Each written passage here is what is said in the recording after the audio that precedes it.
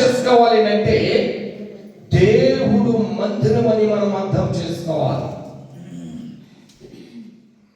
ఒకవేళ ఏదైనా కావాలి ఇశ్రాయేల్ ప్రజలకి అంటే పాత నిబంధనలో ఎక్కువగా ఒక సేవకుని ఎన్నుకుని ఆ సేవకుడు ఎక్కువగా దేవుడి దగ్గరికి వెళ్ళి దేవుడి దగ్గర ప్రార్థన చేసి, ప్రభువా ఇదిగో మేము యుద్ధానికి వెళ్ళాలా వద్దా, మేము వెళ్ళొచ్చా వెళ్ళకూడదా, వెళ్తే మాకు చేయమంటుందా చేయకూడదా, వెళ్తే మాకు అపజయమా లేకపోతే జయమా, ఏంటి ప్రభు అని అంట దేవుడి దగ్గర అంటే దేవుడు మందిరములో వారు ప్రార్థన చేస్తా ఉండేవారంట.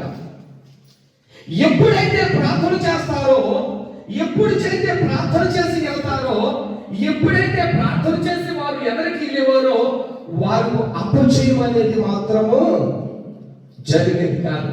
కారణం ఏంటంటే ప్రార్థన అనే ఒక ఆయుధము పరిస్థితిని మార్చేస్తారు.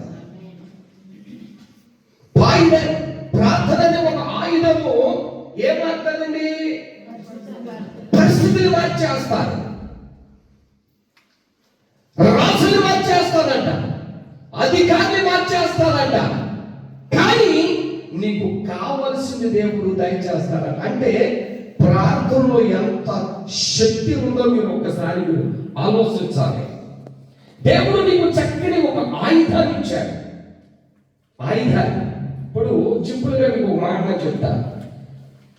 నేను ఎక్కువగా చెప్పను, సింపుల్గా మీకు ఒక ఆయుధాన్ని మీకు చెప్తా. ఫిలిష్తీయుల ప్రజలకి గొలియాతు అనేవాడు చాలా బలవంతుడు. ఒక మాటలో చెప్పాలంటే యెఫ్తా పరికరం, అంత బలమైన వాడు. అవునా? బలమైనడా కాదా? కానీ గొలియాతు దగ్గర ఏమి లేదు. చెప్పాలి, గొలియాతు దగ్గర ఏమీ లేదు. గొలియాతు దగ్గర ప్రార్థన ఆయుధము లేదు. రెండోది ఏంటో తెలుసా? అహంకారము అనేది ఆయన దగ్గర ఉంది. చాలా మంది ఉన్నారు ఇక్కడ అటువంటి. అర్థమైందా? ఇంకొక 5 నిమిషాలు ముందైతే చెప్తుంది మీ సంగతి నేను, ఎందుకంటే సమయం అయిపోతుంది అక్కడ. గొలియాతు బలవంతుడండి. ఒక మాటలో చెప్పాలంటే ఆడు దాచకంటే ఇలా పీకేసి నేర్చుకుని వెళ్ళిపోయాడంట. ఎవడైనా దమ్ముంటే ఎవడైనా సరే నా దగ్గరికి రండిరా, నన్ను వాడించండి రా అన్నట్ట సవాలు చేసేసాడు దేవుడు. బలమైన వాడు, అవునా? బలమైన వాడు. ఒక మాటలో చెప్పాలంటే అతడు బాలుడై ఉన్నాడు. యుద్ధం ఎలాగ చేయాలో అతనికి తెలియదు, యుద్ధానికి ఎలాగెళ్ళాలో తెలియదు, యుద్ధంలో ఏ రకంగా నిలబడాలో తెలియదు, యుద్ధంలో ఏ రకంగా ఉండాలో కూడా తెలియదు. మీకు తెలుసా, యుద్ధం అంటే మాటలు కాదండి. యుద్ధానికి వెళ్ళినప్పుడు చాలా ట్రైనింగ్ ఉంటారు కదా. బైబిల్ కూడా ఒక ట్రైనింగ్ ఉంటారు, పాటలకు కూడా ఒక ట్రైనింగ్ ఉంటారు. మీకు మాట చెప్పదా? ఒకప్పుడు సామ్యూయేలు తమ్ముడికి సాయి కుదిరేది కాదు.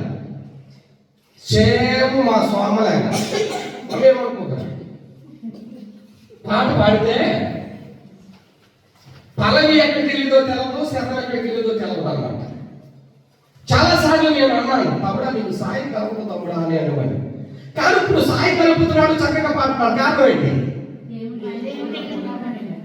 చెప్పాలి? కారణం ఏంటి? అతడు బండెక్కాడంటే, స్టార్ట్ చేశాడంటే ఇంకా పాట పాడతానే ఉంటాడు. నీకు స్థాయి రావాలి అంటే ఇంకో మాట తెలుసా? ఆ పాట ఎవరికి పాడుతున్నాడో నువ్వు కూడా అలాగే పాడాలి. మూతు ముసుగుని కూర్చుంటే రాదు పాట. అర్థమైందా? వాటిలో సాయిని కలపాలి. వాళ్ళు ఎల్లక పాడతారు. 1 రోజు కాదు, 2 రోజులు కాదు, 3 రోజులు అలా పాడతా ఉంటేనంట గొంతు పట్ట సాయి చక్కగా వస్తుందట. దేవుడికి మహిమ కలుగుగాక. అలాగే ఒక వ్యక్తి యుద్ధానికి వెళ్ళాలి అంటే